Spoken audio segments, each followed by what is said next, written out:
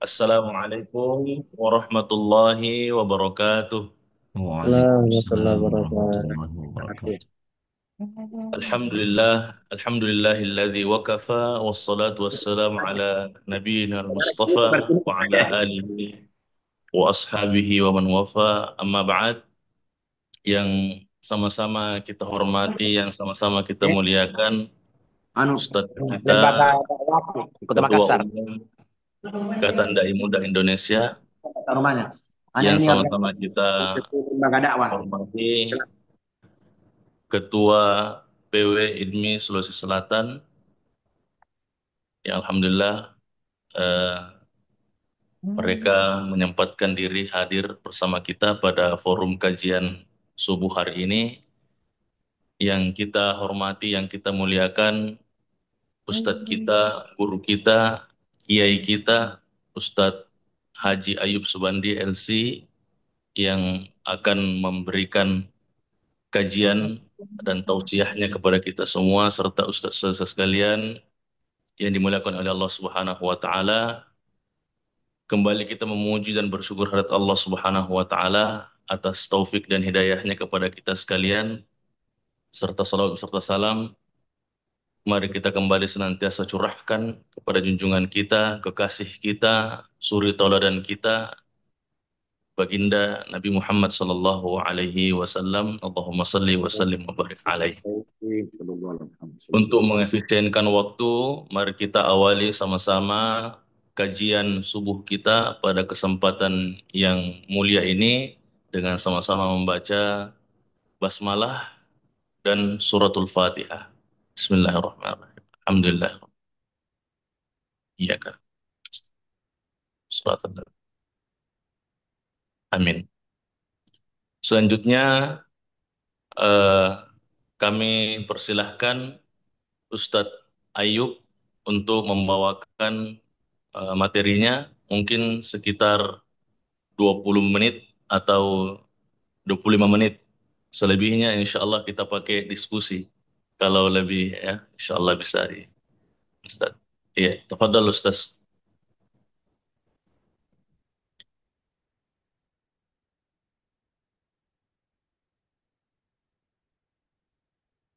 Sudah memakai standar pengurus masjid ini.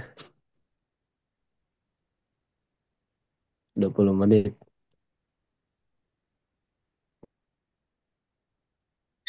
Iya, Masya Allah.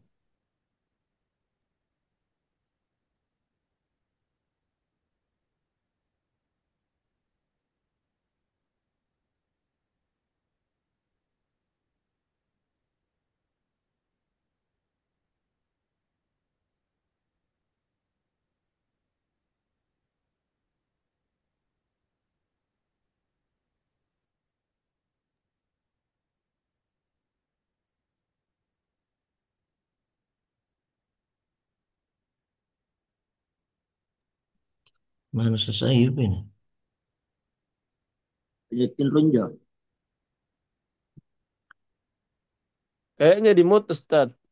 Coba dibuka tuh. Kayaknya masih termute itu. Ah, tidak ada suaranya. Sordi ada surat atau sordi bagus dia.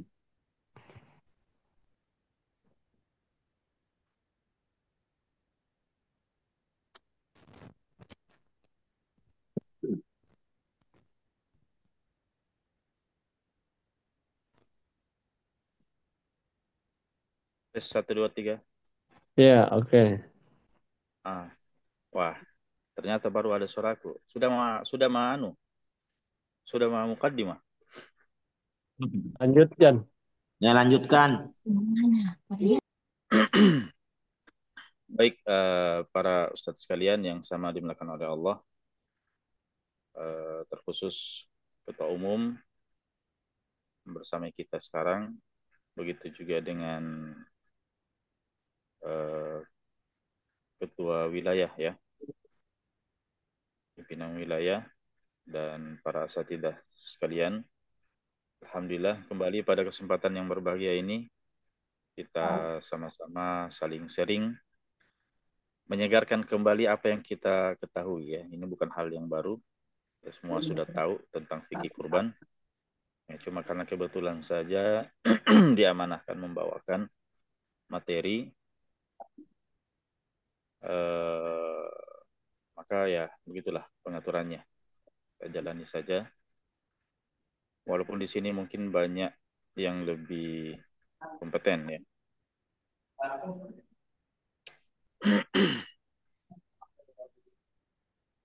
Kayaknya materiku banyak sekali nih. Kalau 20 menit Ustaz Ahmad udah cukup ini.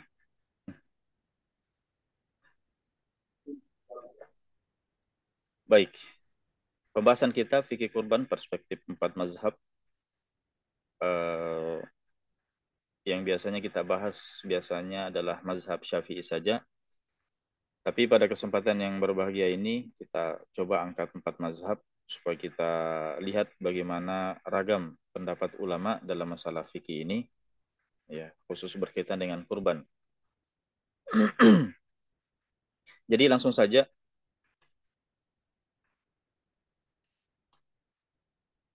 Apa itu kurban? Jadi secara bahasa al-udhiyah itu berarti hewan yang disembelih pada hari raya Idul Adha. Dan secara syariat, secara fikih, kurban adalah menyembelih hewan tertentu dengan niat mendekatkan diri kepada Allah Subhanahu wa taala pada waktu tertentu, yaitu pada hari-hari Idul Adha dan hari-hari tasyrik. Jadi tanggal 10 sampai tanggal 13 Zulhijjah. Ini nanti ada khilaf sebetulnya di sini. Baik. Jadi para ulama mengatakan bahwa al-udhiyah hiya ma yudbahu min bahimatil an'am taqarruban ila Allah Ta'ala fi ayyami an-nahar. Kemudian kapan dimulai syariat kurban ini? Jadi kurban ini mulai disyariatkan pada tahun kedua Hijriah, ya, bersamaan dengan disyariatkannya zakat dan sholat id. Adapun dalil-dalilnya dari Al-Quran, Allah Subhanahu wa taala berfirman, "Washolli li rabbika wanhar."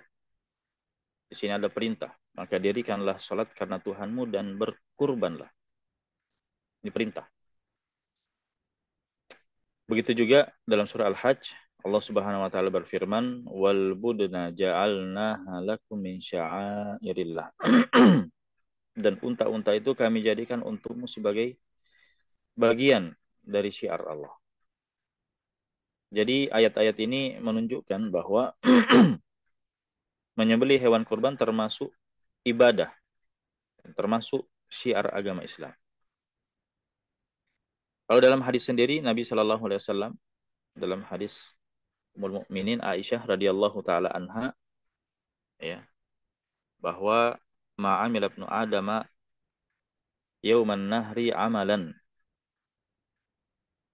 ahabba ilallahi min ihraqi adam. Tidak ada amal anak Adam pada hari raya Idul Adha yang lebih dicintai oleh Allah melebihi menyembelih kurban. Wa innaha la ta'ti yaumal qiyamati biquruniha wa adlafiha wa asy'ariha. Karena sesungguhnya hewan itu akan datang pada hari kiamat dengan tanduk, kuku, dan bulunya. Wa inna dam la yaqa'u minallahi bimakanin qabla ayyaqa 'alal ard. Ya, fatibu biha nafsan. Dan sungguhnya darah akan sampai ke tempat penerimaan dari Allah sebelum menetes ke bumi. Maka berkurbanlah dengan hati yang lapang. Kemudian dalam hadis Anas, riwayat Bukhari Muslim, dhaha Rasulullah sallallahu alaihi wasallam bikabsyaini amlahaini aqranain. Rasulullah sallallahu alaihi wasallam berkurban dengan 2 ekor domba, ya, yang berwarna putih keabu-abuan, yang bertanduk, ya. Fara'aituhu wadhi'an qadamaihi ala sifahihima. Dan kata Anas, aku melihat beliau meletakkan kakinya di sisi tubuh keduanya, lalu beliau menyebutkan nama Allah, ya. Yusammi wa yukabbir fadzabahahuma biyadihi. Kemudian beliau sembelih keduanya dengan tangan beliau sendiri. Dan syariat kurban ini, ya, adalah ijma, kesepakatan para ulama. Jadi seluruh ulama Umat Islam itu sudah sepakat bahwa berkurban adalah ibadah yang disyariatkan. Artinya tidak ada khilaf tentang kebolehannya. Nah, kemudian apa keutamaan kurban? Ini banyak keutamaannya. Ya, yang pertama adalah kurban amalan yang paling dicintai oleh Allah Subhanahu wa taala pada hari raya Idul Adha. Ya, ya, bahkan lebih afdol daripada kita sedekah dengan setara dengan kurban. Ya. Misalnya sekarang kurban berapa? 2,2 ya. Nah, kalau misalnya ada yang mengatakan saya sedekah saja 2,2, enggak usah berkurban. Saya sedekah saja, bagi-bagi 2.200.000. Maka kita katakan kurban lebih afdol daripada ya langsung dengan materi. Kemudian keutamaan yang lain bahwa hewan kurban akan dihadirkan di hari kiamat, ya, lengkap dengan tanduknya, kukunya, bulu-bulunya, semua bernilai pahala nanti di hari kiamat. Bahkan darah hewan kurban diterima oleh Allah Subhanahu wa taala sebelum menyentuh tanah. Dan kurban ya juga adalah sunnah Nabi Ibrahim alaihissalam sebagaimana dalam Al-Qur'an, ya. Wa fadainahu bidzibhin awim. Kami tebus anak itu dengan sembelihan yang besar. Adapun hikmahnya juga sangat banyak. Pertama adalah kita bersyukur kepada Allah Subhanahu wa taala atas segala nikmat, ya, termasuk umur yang masih diberikan. Kemudian hikmah yang lainnya tentu adalah menghapus dosa, ya, dan kekurangan-kekurangan dalam ketaatan kita. Kemudian yang ketiga adalah membahagiakan keluarga. Dengan apa? Kita berbagi pada sesama. Ada yang kita sedekahkan, ada yang kita hadiahkan. Nah, makanya di sini tidak cukup hanya dengan membayar uang, ya, tapi afdolnya adalah menyembelih hewan secara langsung. Baik disembelih sendiri ataupun mewakilkan kepada pihak tertentu, pada pengurus masjid. Dan di sini Imam Ahmad rahimahullah mengatakan bahwa menyembelih kurban itu lebih utama daripada bersedekah dengan nilai uang yang sama. Nah, sekarang berikutnya adalah apa hukum berkurban. Nah, di sini para ulama berbeda pendapat tentang hukumnya. Apakah kurban itu wajib atau sunnah? Pertama, kalau pendapat mazhab Hanafi, Abu Hanifah, ya, itu mengatakan bahwa kurban itu wajib. Bagi siapa? Bagi orang yang mampu dan tinggal di lagi mukim, ya, bukan musafir. Tapi dua muridnya, Abu Yusuf dan Muhammad bin Hasan Asy-Syaibani, itu mengatakan bahwa kurban hukumnya sunnah muakkadah. Sama seperti mayoritas ulama, sunnah muakkadah. Berbeda dengan jumhur, mayoritas ulama.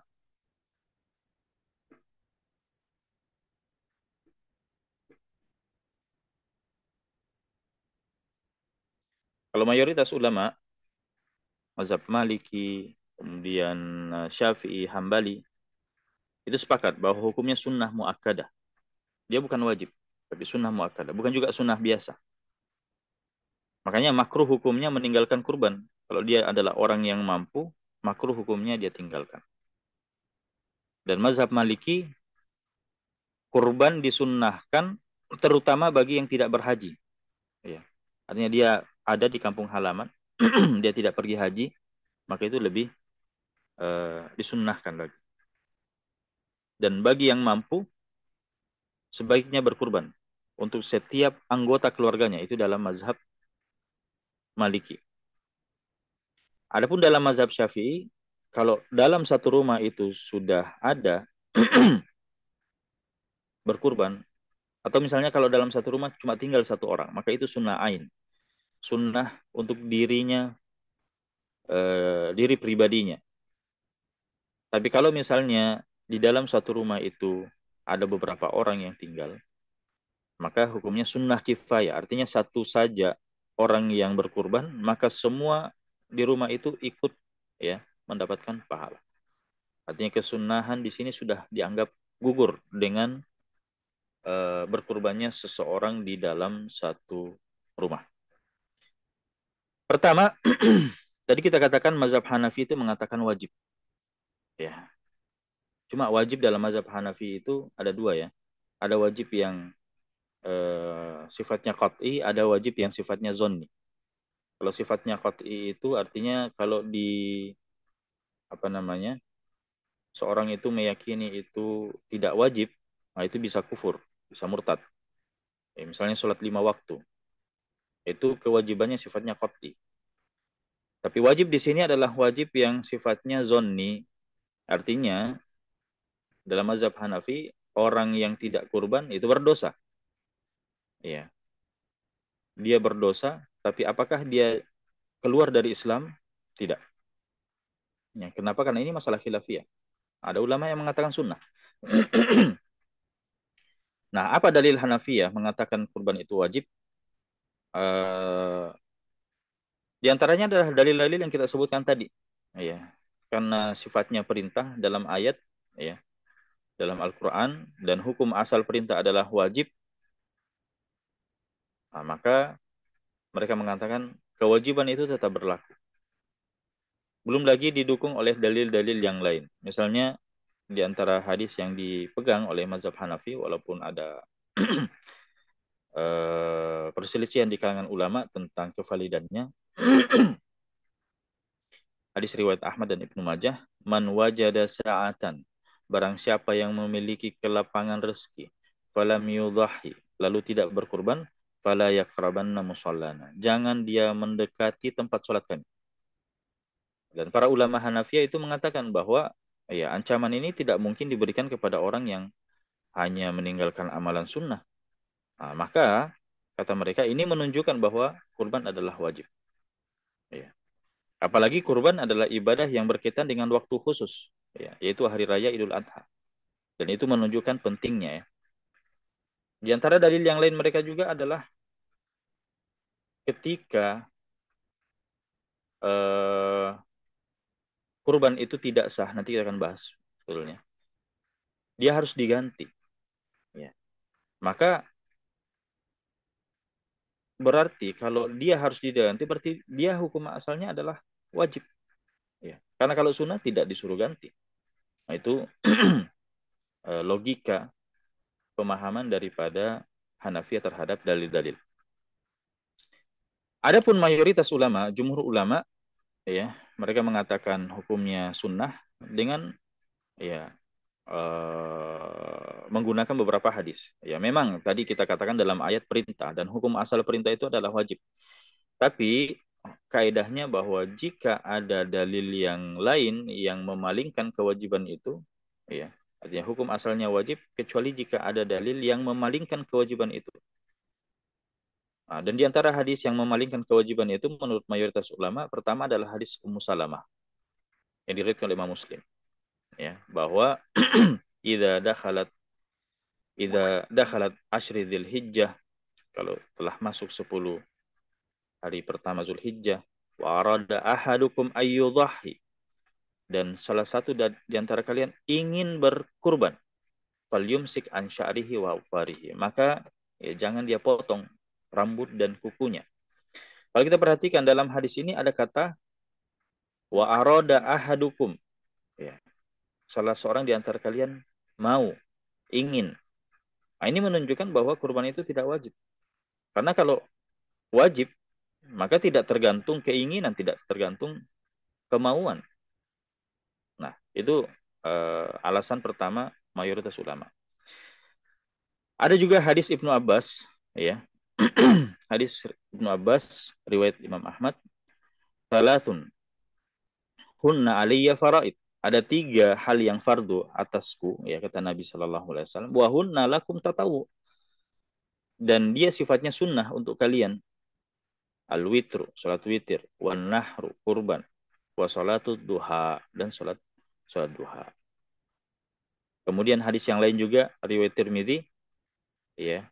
Umirtu bin nahri wa huwa sunnatun lakum. Aku diperintahkan untuk kurban dan itu adalah sunnah bagi kalian. Ya.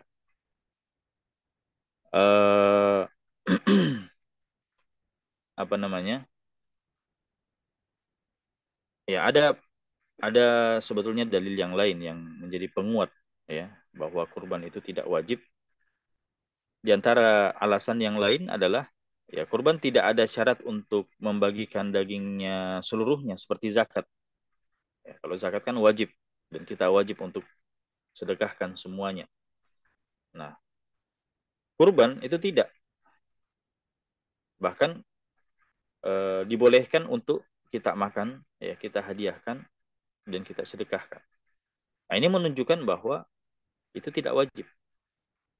Sebagaimana akikah juga tidak wajib, kita boleh makan di situ. Nah, kemudian ulama hadis juga itu melemahkan hadis ancaman yang dijadikan dalil oleh Hanafiyah ya. Atau memahami hadis itu sebagai bentuk dorongan keras. Ya. Mereka memahami itu bukan ancaman yang maknanya sifatnya wajib. Ya. Kenapa? Karena dalam riwayat yang lain, diriwayatkan oleh Abdul Razak As-San'ani dalam musannafnya, anna Abu Bakrin wa Umar kana la yudahiyan. Abu Bakar dan Umar itu pernah tidak berkurban. Alasannya apa? Makhafata an yaran nasu dzalika wajiban. Ya. Kenapa? Karena mereka khawatir kalau orang-orang menganggapnya wajib. Jadi sengaja mereka tinggalkan. Ya, ini menunjukkan bahwa itu bukan kewajiban. Para sahabat sendiri menghindari adanya kesan bahwa kurban itu wajib. Adapun mazhab Syafi'i, ya, dalil Syafi'i tentang sunnah kifayah tadi, ya, kurban dalam satu rumah, itu berdasarkan hadis Miknaf ibn Sulaim radhiyallahu taala anhu yang diriwayatkan oleh Abu Daud. Nabi SAW bersabda, ya ayuhan nas, wahai sekalian manusia, ala kulli ahli baitin fi kulli amin udhiyah. Ya, bahwa setiap rumah tangga setiap tahun ada ibadah kurban. Dan ini menunjukkan bahwa ya cukup satu orang dalam rumah yang berkurban. Nah, ya, maka itu mewakili seluruh anggota rumah. Nah, kemudian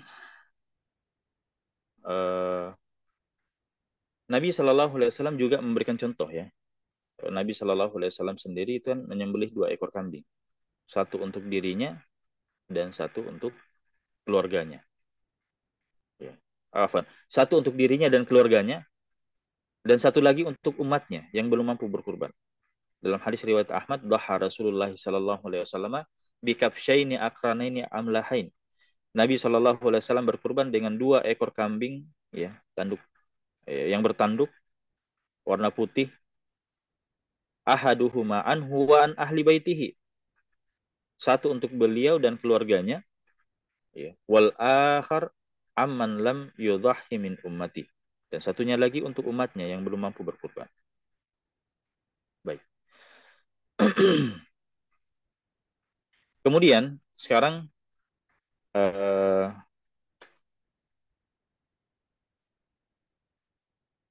menurut mazhab Hanafi,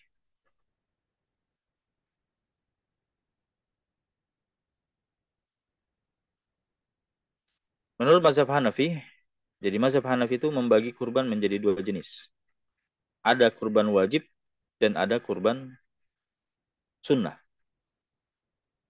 Kurban wajib yaitu artinya wajib dilaksanakan, berdosa kalau ditinggalkan. Dan ada sebab atau syarat tertentunya nanti. Dan ini ada 3 bentuk. Pertama, ada kurban karena nazar. Ya.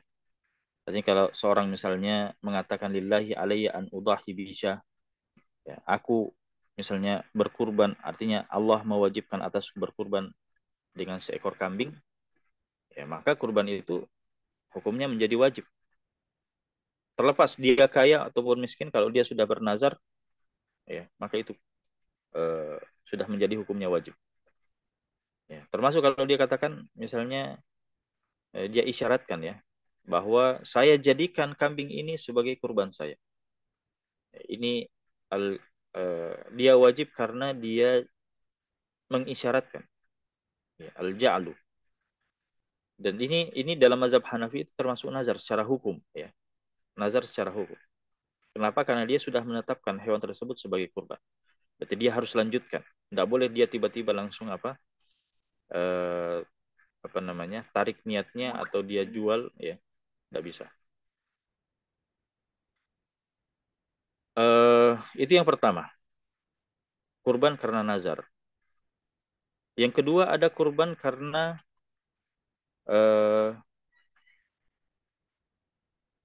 pembelian orang miskin. Artinya apa? Kalau orang miskin membeli kambing dengan niat untuk kurban, ya, maka dalam mazhab Hanafi, kurban itu langsung wajib. Dia auto wajib atas orang tersebut. Kenapa? Karena pembelian dengan niat kurban itu sama seperti menjanjikan kepada Allah. Jadi dia mengambil hukum nazar sebetulnya. Jadi menurut kebiasaan, ya, itu sudah termasuk nazar menurut mazhab Hanafi. Dan yang ketiga adalah kurban tahunan bagi orang kaya. Jadi menurut Hanafiyah kurban wajib setiap tahun bagi orang yang kaya, orang kaya yang mukim, ya. Jadi walaupun tanpa nazar, ya, atau pembelian, pokoknya pada dasarnya mereka wajib berkurban. Ya, alasannya pertama adalah bentuk kesyukuran, ya. Kemudian yang kedua adalah menghidupkan sunnah Nabi Ibrahim. Kemudian yang ketiga adalah sebagai kendaraannya nanti di atas sirat. Dan yang keempat adalah pengampunan dosa dan kesalahannya. Kemudian kalau menurut mazhab Hanafi sendiri, kalau misalnya hewan kurban itu kita beli hamil kemudian melahirkan, nah maka anaknya itu ikut disembelih bersama dengan induknya. Itu mazhab Hanafi. Tapi kalau dia jual anaknya, ya hasil penjualnya itu harus disedekahkan, tidak boleh diambil. Kenapa? Karena induknya itu sudah ditetapkan sebagai kurban, sehingga seluruh manfaatnya itu bukan milik pribadi lagi. Dia harus, ya, berikan. Itu dalam mazhab Hanafi seperti itu. Nah, ada juga kurban sunnah dalam mazhab Hanafi. Artinya tidak wajib. Nah, termasuk di dalamnya adalah kurbannya seorang musafir. Karena tadi yang wajib itu adalah seorang mukim. Nah, kalau misalnya dia musafir, dia tidak wajib tapi sunnah. Ya, termasuk kurbannya orang yang miskin. Artinya yang tidak bernazar, tidak membeli dengan niat kurban, ya, itu sunnah bagi mereka. Dia tidak wajib. Kenapa tidak wajib? Ya karena tidak terpenuhi syarat-syarat wajib menurut mazhab Maliki. Menurut mazhab Hanafi, ya. Adapun mazhab Maliki, ya, kalau mazhab Maliki menurut Ibnu Juzai, ini dijelaskan oleh Ibnu Juzai bahwa kurban itu menjadi wajib kapan kurban jadi wajib saat disembelih, dan ini disepakati oleh Malikiyah. Kalau sudah disembelih pokoknya sudah wajib itu. Tapi ada perbedaan pendapat dalam mazhab Maliki, ya, jika hanya dengan niat itu apakah langsung jadi wajib atau belum. Ya, misalnya dikatakan, ya, ja'altu hadhihi syah udhiyah, saya jadikan kambing ini sebagai kurban. Nah, maka menurut salah satu pendapat dalam mazhab Maliki itu hewan itu langsung jadi kurban. Artinya tidak boleh dijual lagi, tidak boleh diganti lagi. Tapi kalau hewan itu mati sebelum disembelih, ya, itu menurut Malikiyah tidak wajib diganti. Itu tidak wajib diganti. Tapi kalau dia jual, ya, maka dia wajib membeli hewan pengganti. Jadi semua hasilnya tadi itu dia belikan lagi hewan pengganti.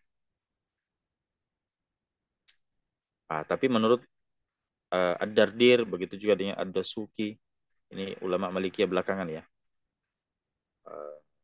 Mereka mengatakan bahwa pendapat yang lebih kuat dalam mazhab Maliki itu adalah kurban tidak menjadi wajib kecuali saat disembelih, dan tidak wajib, ya, walaupun sudah bernazar, itu tetap tidak wajib menurut mazhab Maliki. Dan Maliki juga tidak mewajibkan menyembelih anak dari hewan kurban yang lahir sebelum induknya disembelih. Kenapa? Karena pada dasarnya menurut mereka status hewan itu belum benar-benar menjadi kurban kecuali saat disembelih. Nanti disembelih baru dikatakan kurban. Itu mazhab Maliki. Sekarang kita pindah ke mazhab Syafi'i dan Hambali. Kalau mazhab Syafi'i dan Hambali itu menurut ulama Syafi'i dan Hanabilah juga kurban hukumnya dua, ada wajib dan ada juga yang sunnah. Dan kurban menjadi wajib dalam dua keadaan. Pertama adalah ketika bernazar, sama seperti yang lainnya tadi. Ya, kalau sudah nazar dengan secara lisan ya, nazar secara lisan, ya dia mengatakan bahwa saya wajib berkurban tahun ini, saya bernazar tahun ini, ya sudah. Maka kurban ini menjadi wajib dan tidak, konsekuensinya kalau menjadi wajib dalam mazhab Syafi'i, tidak boleh dia makan. Pokoknya harus dia sedekahkan semuanya, kurbannya itu. Tidak boleh sedikit pun ada yang dia makan. Itu pertama. Atau dia menunjuk langsung. Dia mengatakan bahwa ini adalah hewan kurbanku. Itu dalam mazhab Syafi'i, hewan kurbannya itu langsung menjadi kurban wajib. Ya. Artinya kepemilikannya itu gugur. Dia langsung menjadi kurban yang harus disedekahkan. Tidak boleh lagi dia batalkan, tidak boleh lagi dia makan seenaknya, enggak. Tapi kalau dia katakan, ya ini kurbanku insya Allah. Nah, kata insya Allah di sini akhirnya dia tidak pasti. Nah, berarti di sini tidak wajib. Kurbannya ini tidak wajib. Kenapa? Karena ada syarat yang membatalkan. Ya, kejelasan niatnya itu. Namanya niat itu kan harus pasti. Tidak boleh ada keraguan di dalamnya. Kalau dia katakan insya Allah, berarti kurbannya itu tetap kurban sunnah, bukan kurban wajib. Nah, tapi bagaimana dengan orang yang bisu, misalnya? Orang yang akhras. Nah, kalau dia menunjuk hewan, ya, dia adalah orang yang bisu, maka isyaratnya yang menunjuk kurban itu dihitung sama seperti ucapan orang normal. Berarti kurbannya juga wajib. Itu dalam mazhab Syafi'i. Bagaimana kalau misalnya hewan kurbannya itu melahirkan?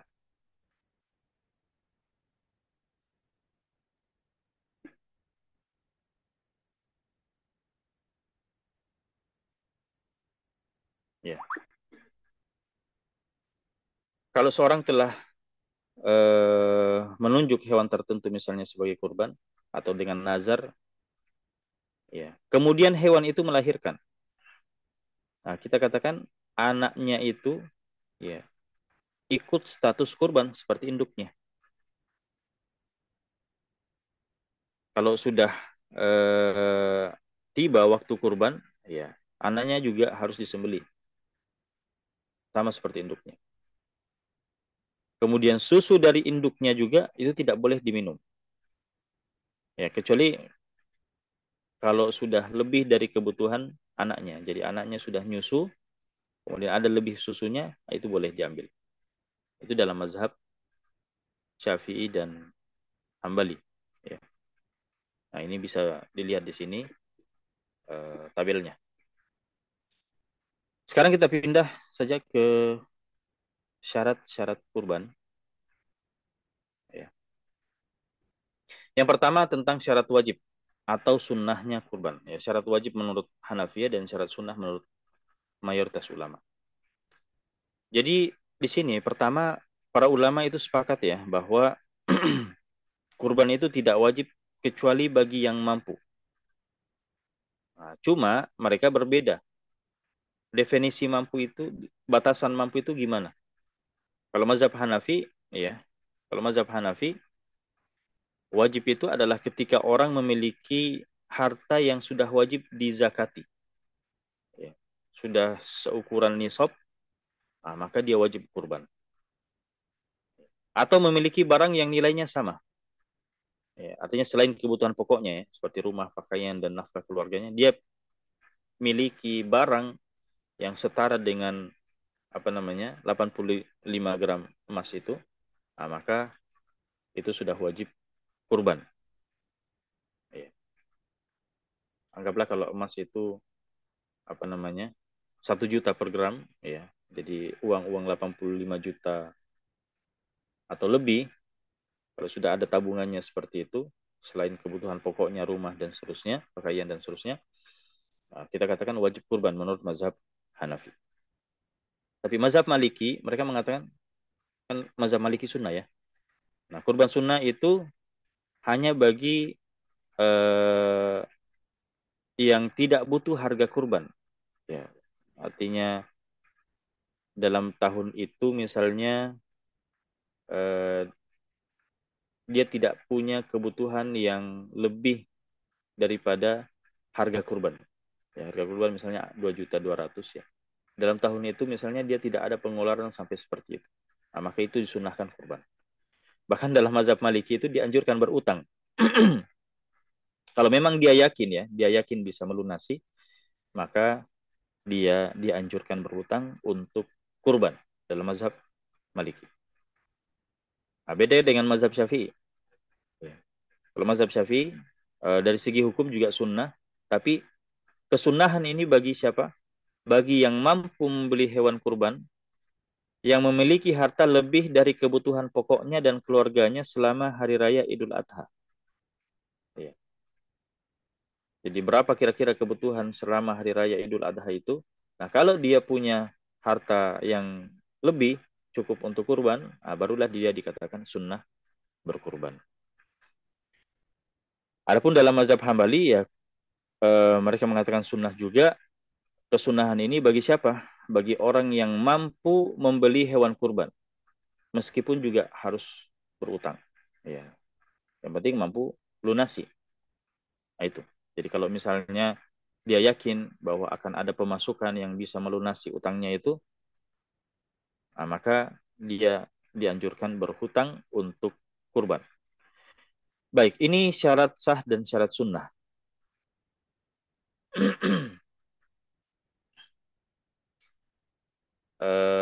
Bukan syarat sah, syarat wajib ya. Nah, sekarang syarat sahnya.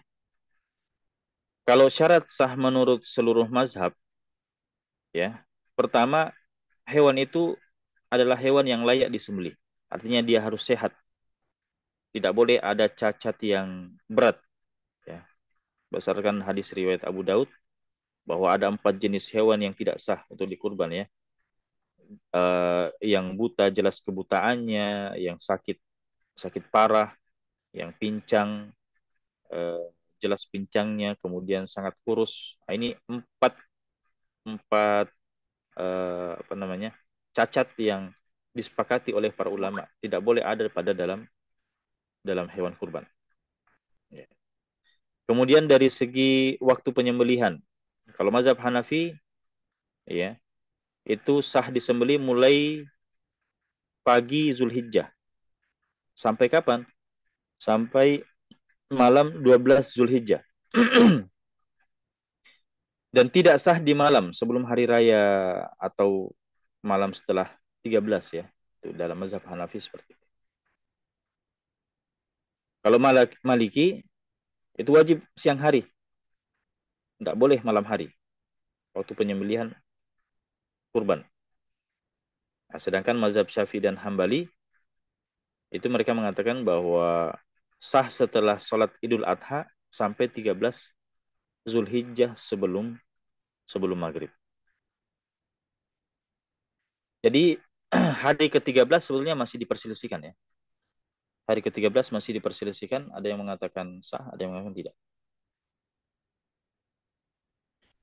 Kemudian orang yang menyembelih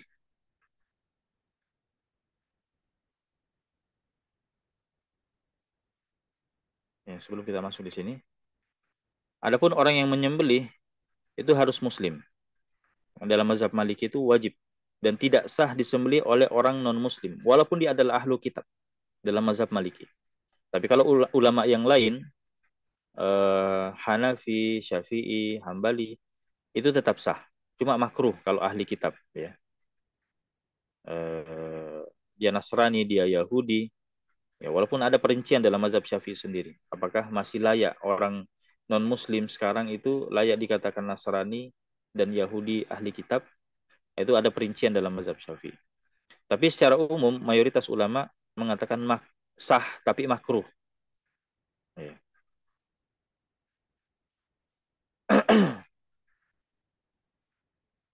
Kemudian untuk patungan dalam seekor kambing ya. Kalau Maliki kan itu tidak sah. Pokoknya satu kambing itu satu orang. Ya, itu dalam apa namanya? Mazhab Maliki. Adapun sapi itu boleh maksimalnya 7 orang. Tapi dalam mazhab Maliki secara khusus ya, itu boleh berserikat kalau mereka kerabat satu rumah. Kemudian mereka itu adalah orang-orang yang dia nafkahi. Ya, tinggal serumah, kemudian dia nafkahi dan mereka adalah kerabat. Itu mazhab Maliki secara khusus. Ya, beda dengan ulama yang lain. Mayoritas ulama itu membolehkan patungan 7 orang ya dalam sapi atau unta itu tanpa ada syarat kerabat atau serumah. Ya. Yang jelasnya setiap orang menanggung 1/7 daripada sapi atau unta. Baik. Kemudian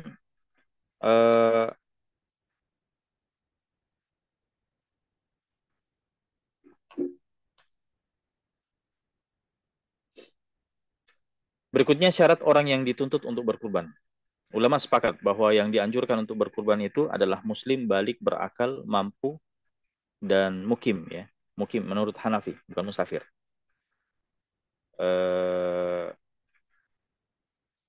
Nah, apakah musafir itu perlu berkurban? Ya, kalau dalam mazhab Hanafi kan tidak perlu. Tapi kalau dalam mazhab kalau Maliki itu kurban tidak disyariatkan bagi jamaah haji yang di Mina. Yang disyariatkan adalah al-hadyu. Ya, walaupun mereka mengatakan musafir tetap bisa kurban. Ya, hukumnya tetap sunnah. Begitu juga dengan mazhab Syafi'i dan Hambali. Jadi ini disunnahkan kurban siapa saja. Mau dia musafir kek, mau orang sedang haji kek, mau orang yang mukim kek. Ya, pokoknya semuanya disunnahkan. Bagaimana dengan anak kecil? Apakah perlu berkurban? Ya, kalau menurut Abu Hanifah, ya, kalau anak kecil itu punya harta, dia tetap wajib berkurban.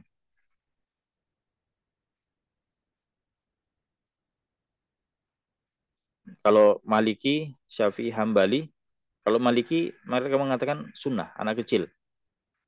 Dan diambil dari harta walinya. Jadi bisa dikurbankan. Nah, tapi Syafi'i, Hambali itu tidak disyariatkan kurban untuk anak kecil. Jadi yang pernah viral itu yang nabung anak kecil ya, nabung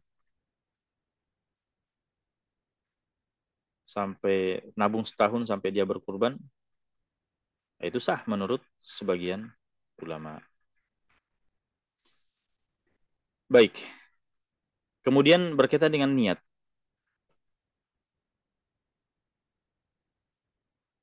Jadi untuk masalah niat ini supaya kurbannya sah ya dan diterima, itu para ulama mengatakan bahwa niat ini adalah syarat mutlak. Artinya ya tidak sah berkurban tanpa niat. Karena kenapa?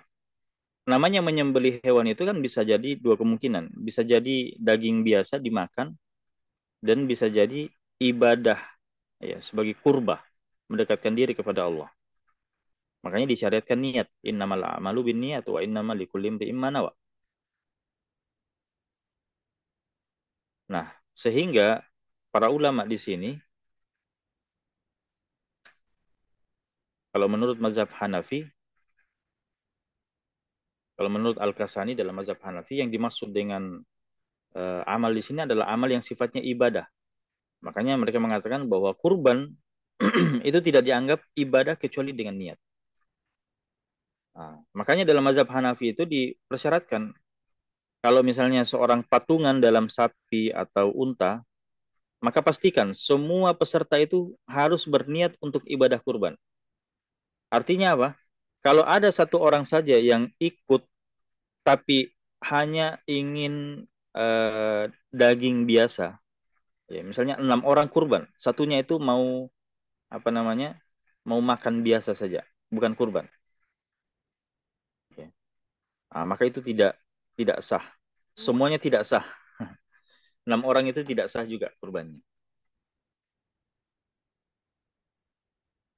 Nah, kalau mazhab Syafi'i dan Hambali, mereka juga mewajibkan adanya niat, ya, dan niatnya itu harus dilakukan saat proses penyembelihan atau proses pewakilan, ya, ketika kita mewakilkan kepada panitia kurban, dan juga tidak wajib melafadzkan niat dengan lisan, ya, karena itu adalah kerjanya hati.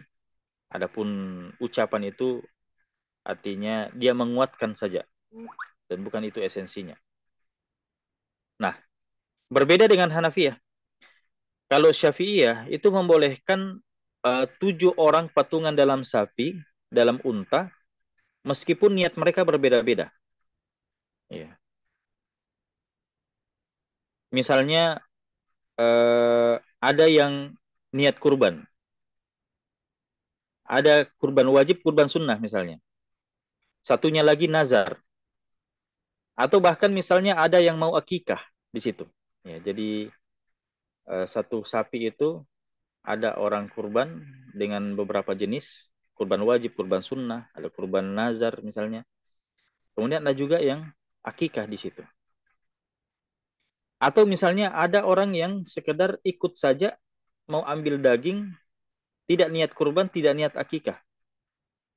Ya. Nah, maka menurut mazhab Syafi'i itu tetap sah. Ya. Jadi orang-orang yang berkurban, orang-orang yang akikah dalam satu ekor sapi atau unta itu tetap sah. Gimana Ustadz? Masih bisa? Ini sudah habis kayaknya Iya, waktunya dari tadi. kalau bisa lanjut diskusi Ustaz. Lanjut diskusi saja. Kayak, iya, kayaknya banyak teman-teman ini yang punya unek-unek saran-saran atau mungkin mau sharing Baik. eh, seperti itu Ustaz. Iya. Baik, kita kembangkan saja di diskusi kalau begitu ya. Iya, Nah, iya, Masya Allah, Jazakallah khair Ustadz Ayub atas paparannya, materi yang telah disampaikan tadi. Luar biasa ya, apa namanya, fikih kurban ini ternyata selama ini yang kita pahami hanya sekedar membeli hewan kurban, sudah itu kita sembelih, sudah itu kita bagi-bagikan. Ternyata pembahasannya luar biasa ya, sangat harusnya sangat dalam. Masih banyak yang harusnya sebenarnya kita persiapkan, utamanya tadi saya lihat khususnya pada aspek niatannya kita.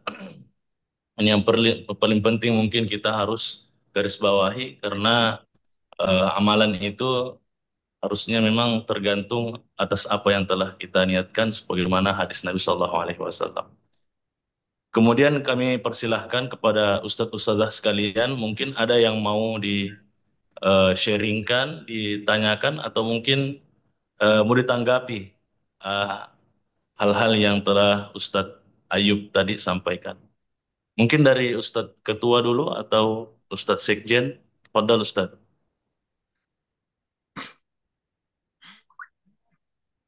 Masya Allah. Gagah sekali kuliah Ustadz Sekjen hari ini.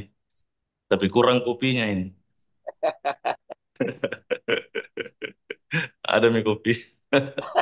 Masya Allah.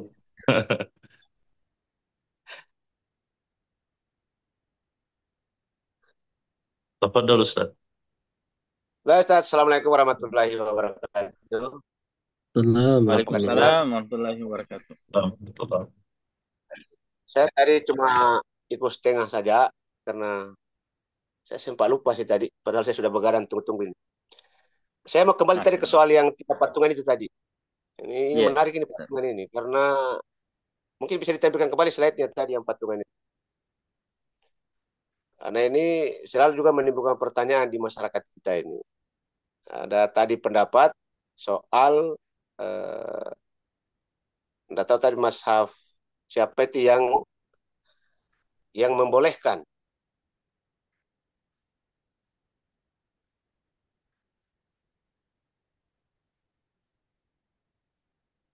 Sama tadi itu yang membolehkan itu. Nah ini Ustaz, Syafi'iyah. kalau kalau kita tadi ke mazhab Syafi'iyah tadi, jadi bagaimana tahu nasibnya ini yang sudah eh, patungan. Sementara Ya. Syafi'iyah ini kan kalau sepanjang pengetahuan saya ini kalau di Indonesia ini kan mayoritas karena kalian mengikuti mazhab ini. Gimana itu Ustaz? Itu saja mungkin yang saya perlu perjelas lagi. Terima kasih. Oh ya. Iya. Syukran Ustaz Sekjen. Mungkin yang ditanyakan tadi itu mazhab Hanafi yang tidak boleh ada Ya, perbedaan boleh niat ya. di dalamnya. Oh Ya, iya, mazhab Hanafi. Hanafi ya. Oke, oke. Ya. Jadi Hanafi itu pokoknya harus niat eh, kurban semua. Iya. Bahkan kalau yang lebih ketat lagi itu Ustaz, mazhab Maliki ya. Iya, Maliki. Kalau Hmm. Maliki itu tidak boleh kalau orang luar rumah, pokoknya satu rumah itu satu satu sapi. Nah, ini yang perlu-perlu ini. Ya, terus. Nah, eh, dan orang-orang yang dia nafkahi. Jadi walaupun dia satu rumah tapi bukan orang yang dia nafkahi, itu tetap tidak sah kurbannya itu satu satu sapi itu. Ya. Nah, kalau mazhab Hanafi kan boleh orang lain, yang penting niatnya semuanya kurban. Ya. Nah, dan alhamdulillah kita karena mayoritas mazhab Syafi'i di Indonesia ya sebenarnya longgar saja dalam mazhab Syafi'i karena mazhab Syafi'i itu tidak mempersyaratkan semuanya niat kurban. Artinya tetap sah Ya. bagi yang tidak berniat sekalipun. Ya, misalnya ada yang acara kawinan ya, acara kawinan, dia ikut di situ. Dia ambil misalnya 1/3, 1/7 atau 2/7. Ya, kemudian misalnya orang yang kurban cuma 5 orang. Ya, atau 4 kurban, 1 akikah, 2/7 acara kawinan. Ya, atau acara syukuran.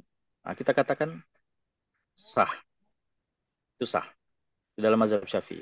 Ya, beda dengan mazhab Hanafi yang agak ketat dan mazhab apa namanya Maliki yang lebih ketat lagi tadi. Artinya ini tidak dikhawatirkan sih kalau di Indonesia, alhamdulillah mazhab Syafi'i itu justru tidak mempersyaratkan semuanya harus niat kurban. Baik, Artinya Ustaz. suatu negara, ya, kenapa Ini Ustaz? kan kenapa ini sampai di Indonesia juga ikut menjadi problem karena sempat disampaikan di dalam ceramahnya almarhum Syekh Ali Jaber soal ini patungan ini. Menurut Syekh Iya, Ali Jaber kan ini tidak sah ini. Terus iya, tadi soal yang harus yang dinafkahi ini juga menjadi problematik. Tapi karena kita tadi kembali ke pasal 1 soal kita mayoritas Syafi'i, jadi iya, saya kira ketika ada kelompok yang membawakan narasi terkait dengan tadi tidak sahnya apa namanya tidak sah kalau patungan harus pisah satu-satu, ya berarti tunggu waktu lama baru dia bisa beli kambing baru dia kurban. Tidak apa-apa dia menunggu. iya. Tapi ya, saya kira mungkin Makanya, begitu Ustaz. iya pentingnya juga dalam fikih dakwah itu harus menyesuaikan Saya yang menariskan karena, itu abaikan saja Ustaz barangkali gitu ya. iya. Iya. Jadi Syekh Ali Jabir saya ingat dulu memang dia jelaskan mazhabnya, mazhab ya dari Saudi. Nah, itu yang tadi ya Eh, betul. nah, dia tidak paham eh, bagaimana sebetulnya mazhab Syafi'i. Mazhab Syafi'i kan di awal tadi kita katakan mereka sunnah kifayah. Nah, Sunnah kifayah itu artinya ketika satu orang berkurban dalam satu rumah, ya gugur kesunahan bagi yang lain. nah. Dan dia bisa memasukkan mereka dalam serikat pahalanya itu. Itu dalam mazhab Syafi'i seperti itu. Nah, Syekh Ali Jabir waktu itu dia tidak jelaskan seperti itu. Akhirnya ribut dan sampai apa namanya? Ya, sampai hari ini MUI karena ya, saya sampai MUI angkat angkat bicara juga waktu itu kalau tidak salah. Akhirnya beliau rujuk.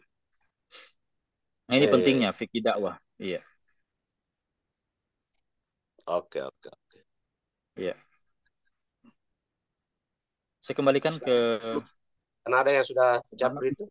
Baik, lanjut Ustadz. Ada pertanyaan juga di kolom komentar. Izin bertanya ya. Ustadz untuk jelaskan slide terakhir tentang kurban atas nama yang telah wafat Ustadz. Bagaimana itu Ustadz? Penjelasannya Ustadz. Ya, Ah, ya. Menarik juga ini ini. tidak sempat tadi ya di akhir ini. Oke, saya langsung ke terakhir.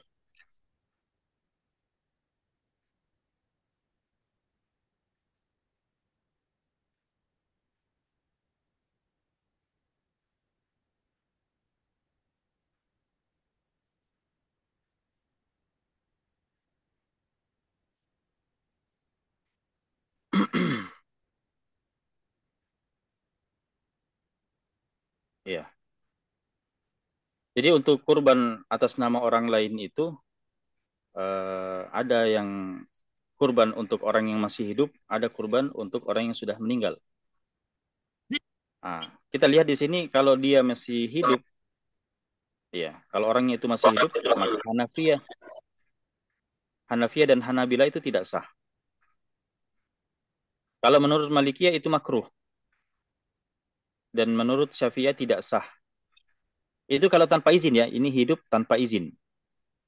Jadi misalnya anggaplah saya mau berkurban atas nama bapak yang ada di kampung, tapi saya tidak kasih tahu.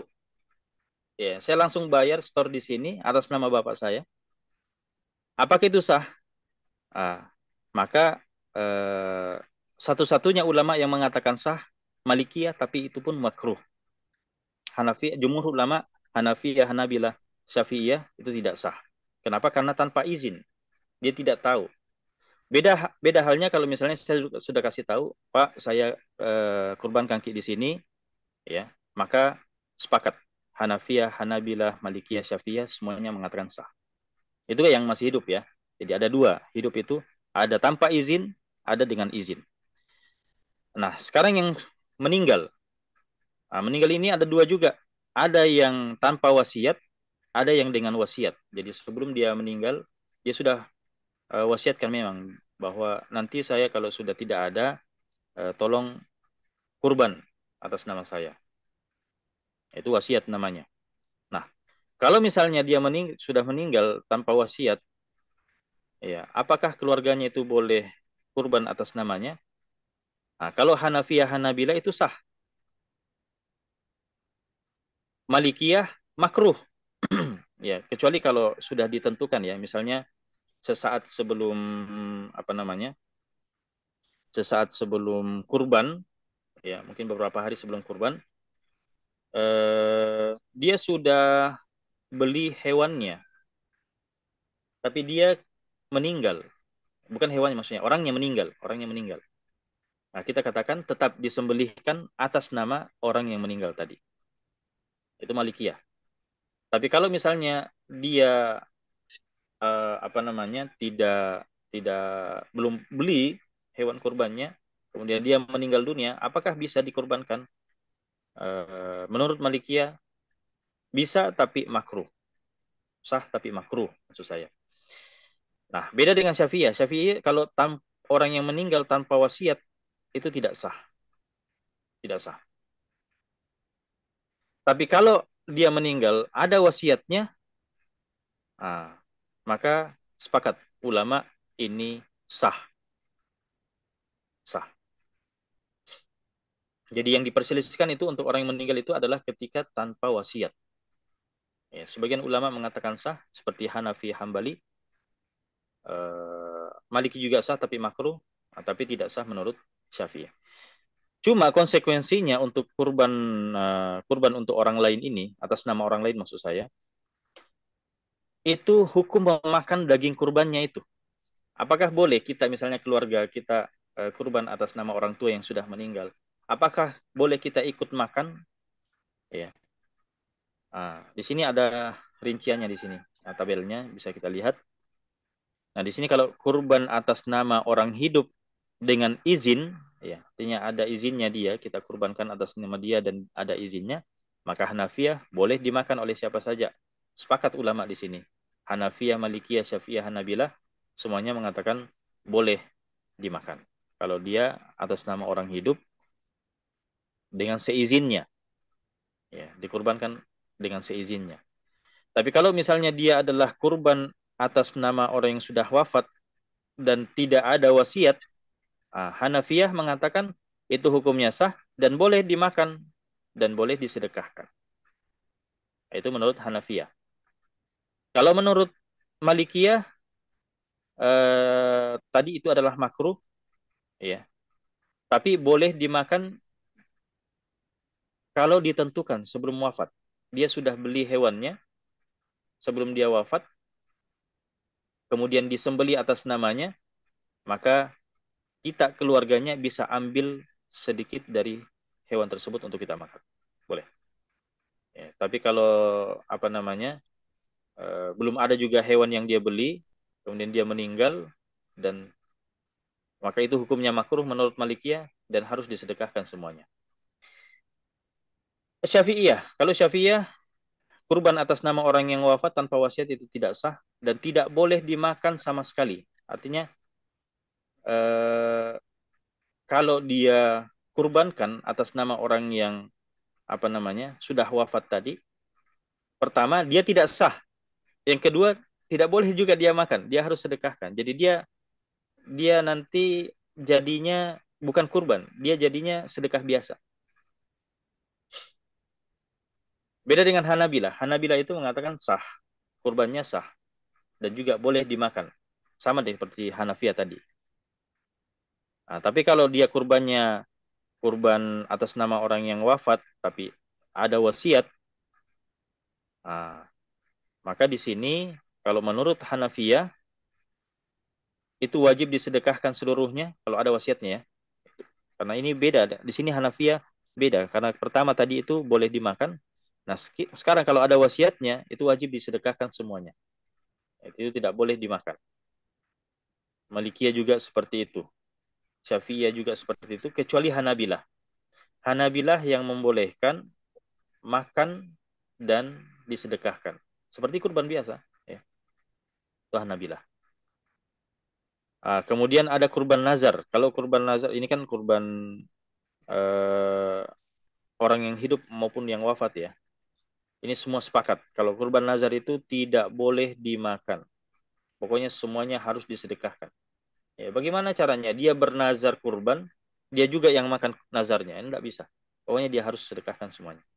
Beda dengan kurban sunnah.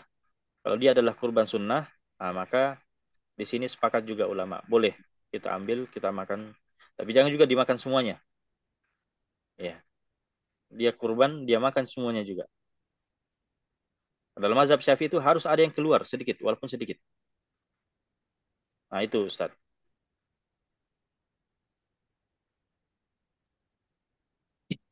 Masya Allah. Kita lanjutkan Ustadz atau bagaimana? Masih ada beberapa pertanyaan di kolom komentar Silakan. juga. Yang kolom Silakan komentar lanjut. Ustadz Munawir mungkin tadi angkat tangan. Oh iya, ada yang Ustadz Munawir dulu. yang masak tulang tadi itu yang bagus itu. Itu mana itu? Ustadz Munawir. Ustadz Munawir, Iya, silakan Ustadz. Ustaz, Iya, iya. Tadi saya ada di bunyi-bunyi kolom terus, chat tapi juga. ternyata saya belum pencet anunya ya, mode suaranya. Ustadz, silakan on cam dulu Ustadz. Iya, On ya. untuk menghormati Ustadz Oke. kita, materi kita. Tafadhal Ustazku. Masya Allah. Terima kasih atas kesempatan yang diberikan. Sangat menarik penjelasannya tadi. Eh, yang jujur ya, pertanyaan saya ini banyak. Bisakah? Satu mau.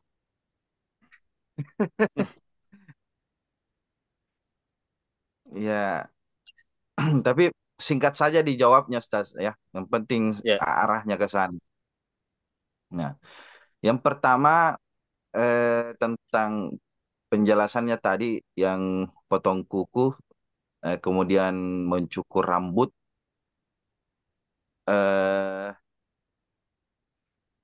ya yang saya mau tanyakan, apakah rambut dengan kumis dan jenggot itu beda atau sama? Nah, apakah bisa kalau kumis dan jenggot, bagi yang berniat berkurban, apakah bisa dirapikan atau apa namanya, dicukur? Nah, seperti itu. Kemudian yang kedua, eh, tentang dalam keluarga berkurban, apakah boleh misalnya mengatasnamakan, contohnya, s- tahun ini saya dulu berkurban, tahun depan istri saya lagi yang berkurban, tahun berikutnya anak saya lagi yang berkurban. Ataukah dalam lingkup satu keluarga itu hanya satu yang diperbolehkan? Seperti itu.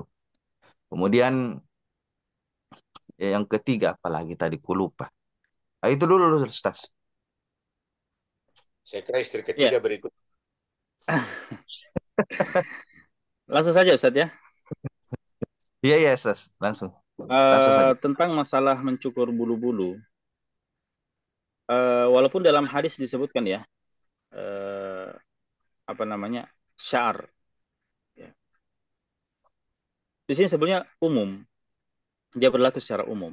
Mau bulu apapun, mau rambut kayak, mau kumis kayak, mau janggut kayak, mau yang lain kayak, termasuk semuanya.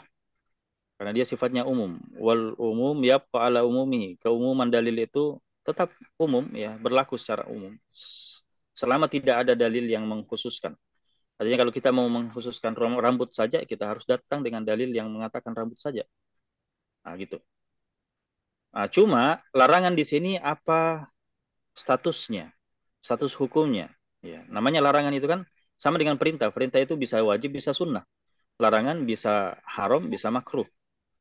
Iya, Nah, di betul. sini ada khilaf di sini pendapat ulama. Kalau menurut Hanabilah itu haram, eh, dan mayoritas ulama itu makruh.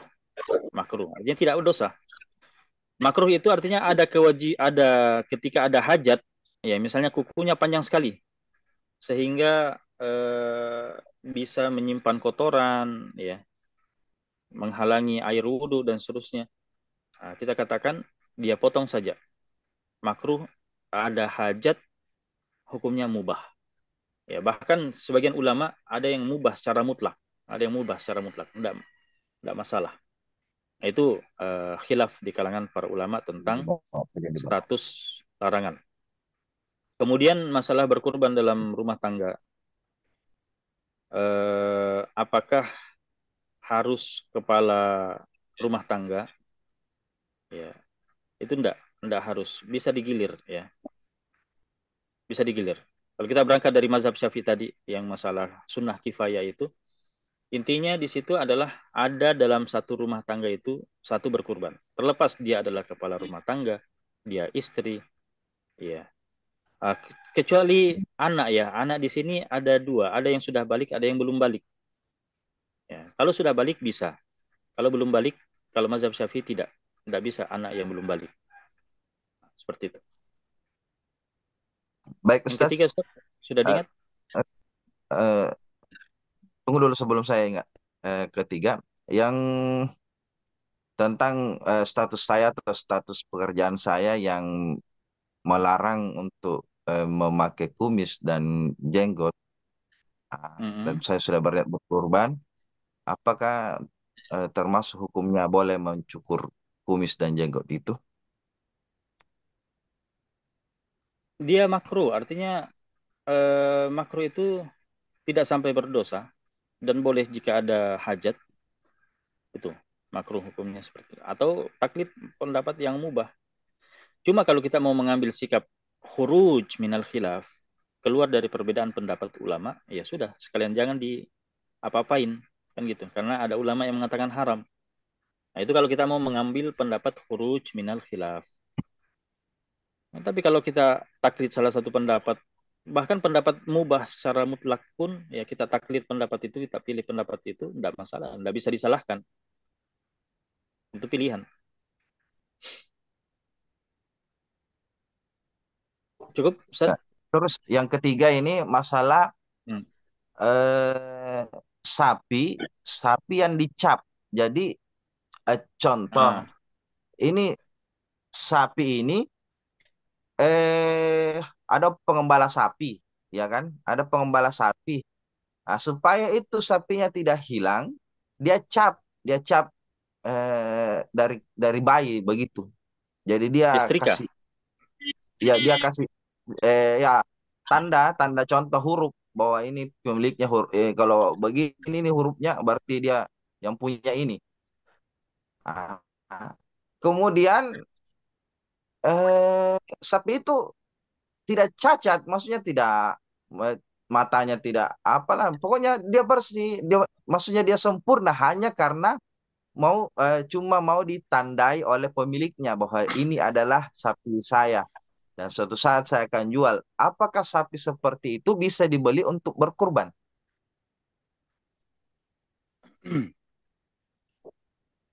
Kalau maksudnya adalah di setrika ya, artinya ada semacam luka yang melukai badannya itu.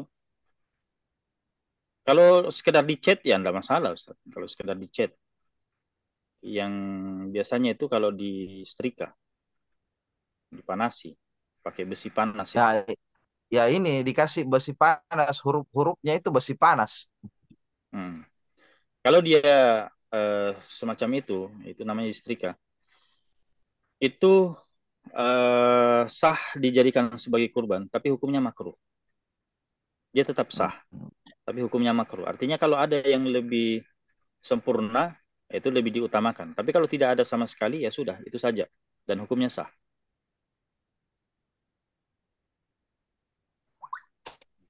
Begitu ya. Ya, ada di pembahasan tadi, sebetulnya cuma tidak sempat kita bahas. Ada sifat-sifat hewan, mana Karena yang disepakati, mana yang diperselisihkan. Dan termasuk ini, dia masuk dalam kategori makruh ini. tapi kalau sapi itu milik orang Nasrani, orang Kristen yang tidak tahu hukum, Nah, dia sedekah saja. Makanya, Amin. makanya makruhnya itu ketika kita yang mau berkurban untuk membeli. Jadi kemakruhan itu berlaku oh, bagi pembelinya, bagi bukan orang pemiliknya ya.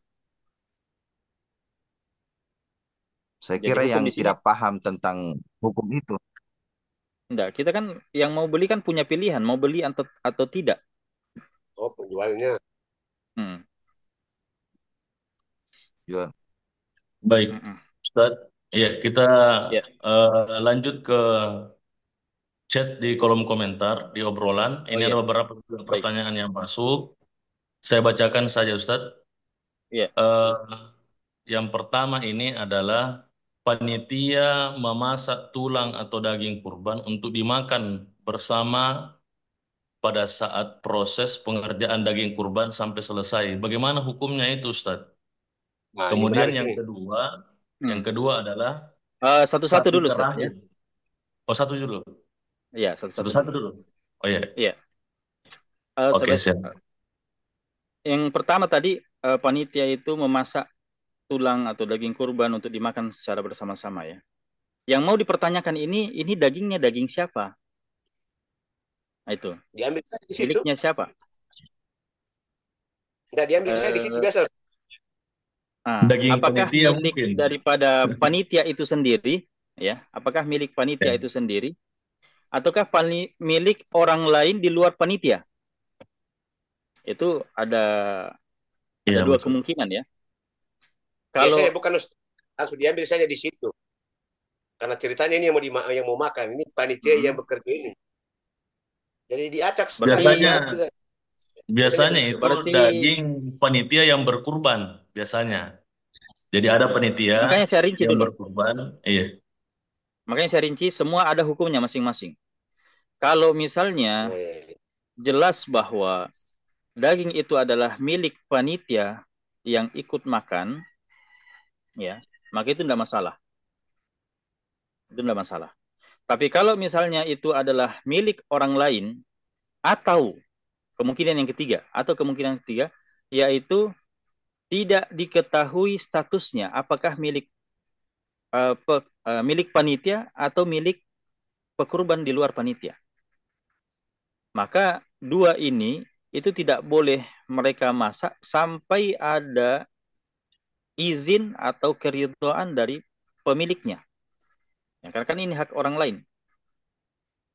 Ya, makanya harus mereka pilih dulu. Ya, kalau misalnya masing-masing panitia itu bawa dagingnya masing-masing, ayo kita bikin acara. Ini dagingku, ini daging ini. Boleh, tidak masalah. Itu saling menghadiahkan namanya. Tapi kalau apa namanya dagingnya orang diambil tanpa seizinnya, itu jadi masalah di situ. Iya, Masya Allah. Iya. Masih banyak ini Ustadz. Bagaimana Ustadz? silakan, Kita tidak lanjut masalah. lagi atau Saya, bagaimana? iya, silakan. Saya kosong gitu. Iya. Sapi terakhir cuma 4 orang. Iya. Bisakah panitia menggenapkan uangnya dengan memakai dana yang terkumpul di panitia atau apakah ada solusi lain? Jadi ada sapi terakhir, ya. Mm-mm. Tapi itu berserikat 7 orang, tapi hanya 4 orang di situ. Harusnya kan 7. Iya, Iya. iya. Tapi panitia menggenapkan uangnya dengan memakai dana yang sudah terkumpul ini sehingga bisa beli satu sapi. Apakah Baik. ada solusi yang lain selain itu, Ustaz? Fadal, Ustaz. Eh, pertama yang harus kita pahami ya, bahwa dana yang terkumpul ini kan dari kumpulan pekurban-pekurban. Ya, itu pertama. Artinya banyak hak di dalam, bukan hak 1-2 orang saja, tapi semua yang pendaftar itu berhak. Itu yang pertama harus kita pahami. Kedua, kurban patungan kurang 7 orang boleh, tidak masalah. Jangankan 6 orang, 5 orang, 1 orang pun ya satu sapi dia tanggung, itu boleh, tidak masalah. Bahkan itu yang lebih afdol. Nah, jadi kalau misalnya sapi terakhir cuma 4 orang, itu pertama boleh, tidak masalah 4 orangnya itu. Nah, cuma masalah menggenapkan uangnya di sini, memakai dana yang terkumpul di panitia. Nah, tadi kita katakan bahwa semua dana yang terkumpul itu kan hak orang lain di situ. Kalau misalnya mau dicukupkan, ya berarti kita harus seizin pemiliknya. Ya, kalau misalnya pekurban-pekurban yang lain sepakat bahwa tidak apa-apa dana kami istilahnya apa namanya ya,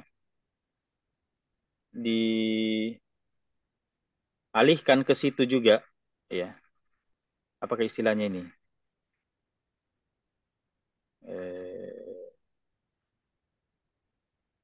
Subsidi ya, disubsidi ya. Kalau mereka sepakat, tidak masalah. Ya, yang jadi masalah kalau mereka tidak tahu, ya. Apalagi kalau mereka tidak sepakat. Ya. Ada yang mengatakan, jangan. Danaku itu khusus dengan kurbanku.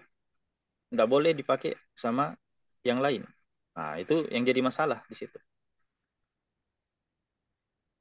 Nah, solusinya, apakah ada solusi yang lain? Ya, solusi yang lain kalau mau, 4 orang ini mereka up, ya, dia angkat harganya. Jadi yang tadinya mungkin 2,2, ya sudah, mungkin bisa sampai 3 juta per orang. Itu kan sepadan karena 4 orang ini akan mendapatkan bagian yang lebih banyak. Ya, coba bayangkan itu 4 apa namanya? Yang tadinya 1/7, nah sekarang menjadi 1/4. Nah, itu kan lebih banyak. Sehingga seharusnya ya mereka angkat harganya itu. Setiap orang mungkin sampai 3 juta. Itu solusi.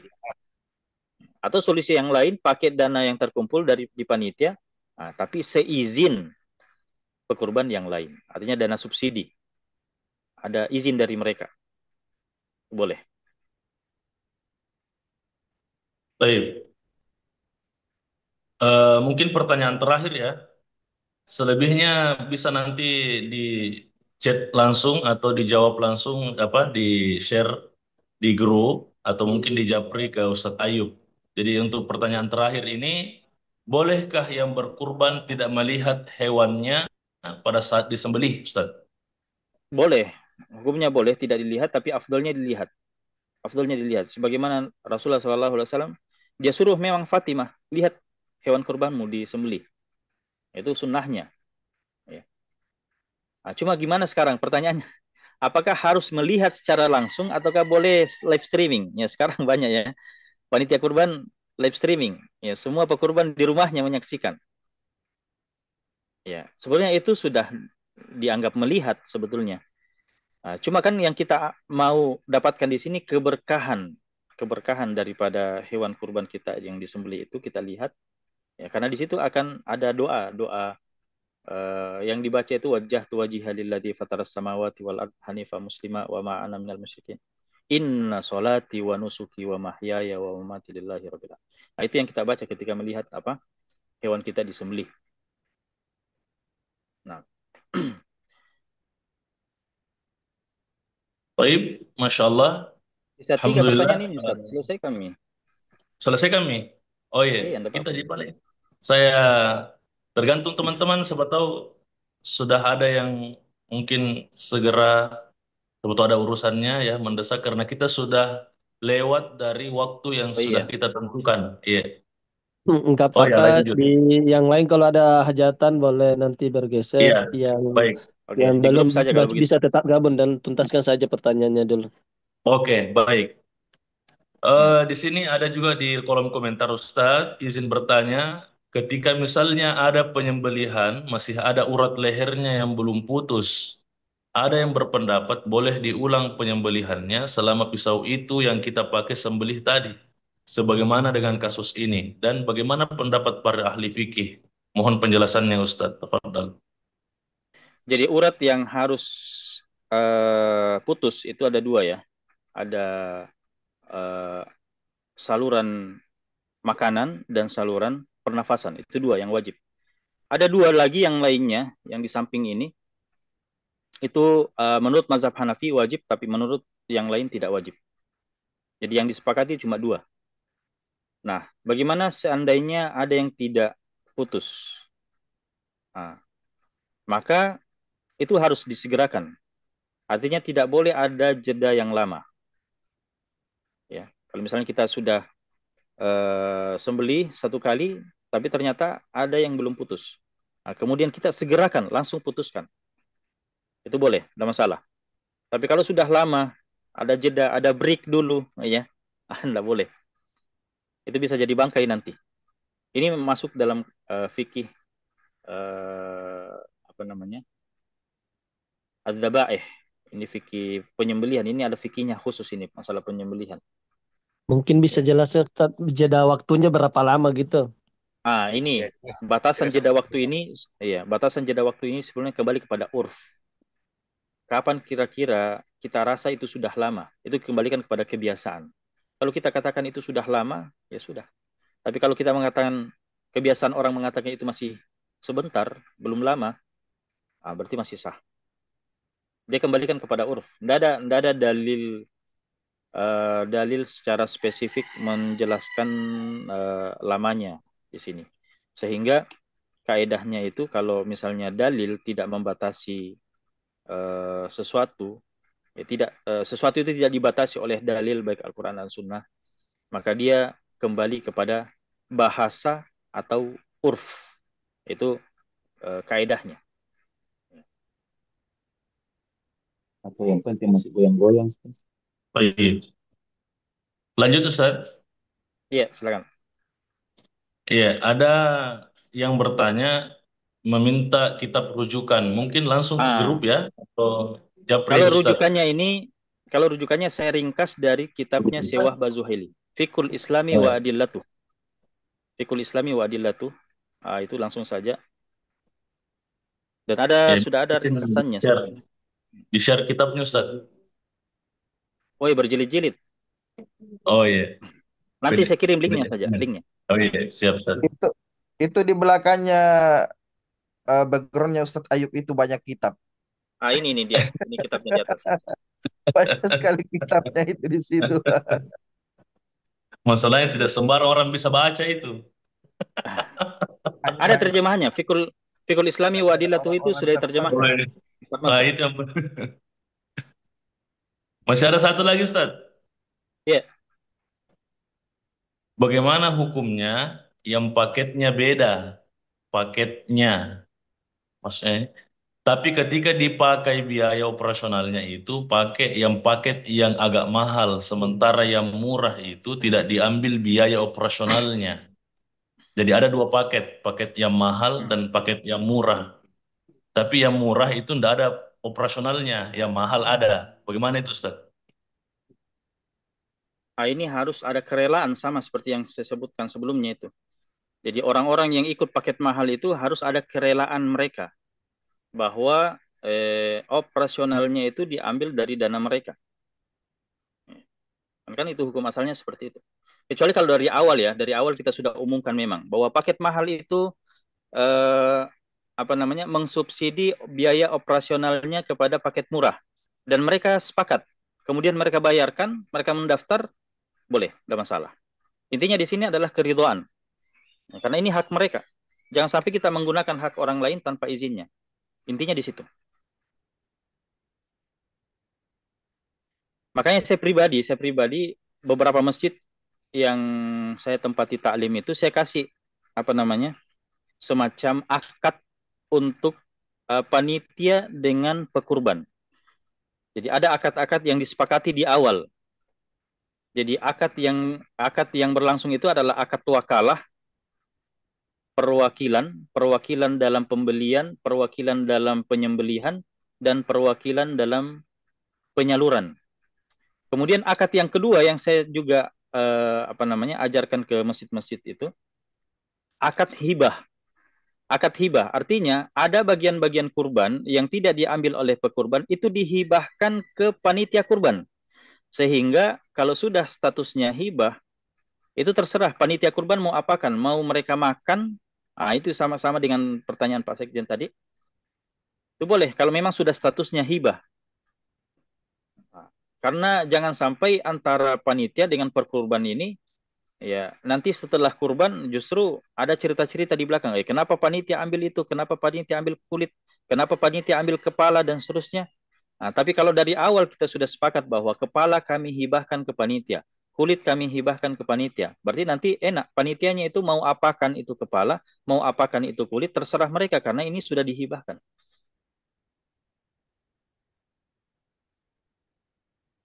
Nah, termasuk mungkin diperjualbelikan daging kurban dan dijadikan upah itu bagian dari hewan kurban itu. Ini banyak yang sering terjadi di masyarakat. Iya, termasuk kulitnya. Kulit itu paling sering itu kulit. Iya. Masalah kulit ini itu memang tidak boleh dijual untuk jadi tergantung siapa yang menjualnya ya, tergantung siapa yang menjualnya sebetulnya. Kalau yang menjual itu adalah pekurbannya, itu tidak boleh. Karena pekurban itu tidak boleh menjual sedikit pun dari hewan kurbannya. Bahkan dijadikan upah untuk penjagal, itu tidak boleh. Tapi kalau sudah dia berpindah tangan ke orang lain, sudah menjadi kepemilikan orang lain, ya terserah orang lain itu mau apakan. Mau dia jual, kayak mau dia makan, kayak mau dia gunakan, kayak itu tidak masalah. Makanya kalau kita sudah hibahkan ke panitia masjid, terserah panitia masjid mau apakan. Itu tidak masalah. Karena sudah hibah, status hibah sekarang. Itu sudah kepemilikan penuh. Masya Allah. Luar biasa ya. Jadi penjelasan-penjelasan seperti ini banyak kita atau kasus-kasus yang terjadi ini banyak kita jumpai ya di lapangan pada saat kita pelaksanaan proses penyembelihan hewan kurban dan ini Masya Allah memang kita butuhkan ya karena jangan sampai nanti kita justru keteteran biasa kita paham tapi justru kita biasa gagal di pengawalan ya di lapangan biasa kita ke kecolongan Ustadz ya Iya. karena mungkin panitia kurang sigap ya ya Memang banyak hal-hal yang harus kita atasi dari awal. Ya, jangan sampai kita berbuat baru cari solusinya. Jadi, iya saya kira masalah kurban ini sudah berulang setiap tahun. Banyak nih kasus-kasus yang kita bisa ambil jadi pelajaran ya. Tahun-tahun betul lalu ya kita bisa jadikan pelajaran tahun ini bahwa ya solusinya seperti ini supaya tidak terulang lagi. Makanya saya buatkan itu akad. Nanti saya kirimkan tadi Ustadz Rahmat minta akadnya. Nanti saya share iya akad wakalah dan akad akad hibah ya. Itu bisa kita kirimkan ke panitia-panitia di masjid ya. Mumpung ini masih ada berapa hari, mungkin banyak pendaftar-pendaftar baru itu harus paham ini. Bukan zakat Untuk nikah kebaikan diminta kita itu bersama. lagi. Ustaz Rahmat, bukan zakat nikah diminta lagi bukannya? Ya, Masya Allah, luar biasa ya.